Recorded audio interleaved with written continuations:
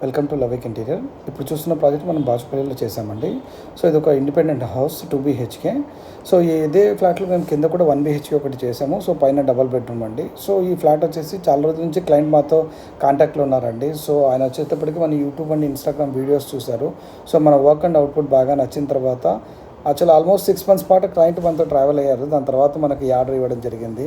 So క్లయింట్కి best quality output ఇచ్చేసామండి. Client చాలా హ్యాపీగా ఫీల్ అయ్యారు.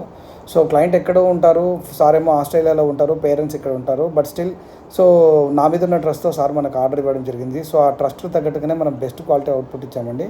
వీలే కాదు, చాలామంది క్లయింట్స్ కూడా మనల్ని ట్రస్ట్ బేసిస్ మీద చాలామంది క్లయింట్స్ ఎన్ఆర్ఐస్ కూడా మనకు ఆర్డర్స్ ఇచ్చారు.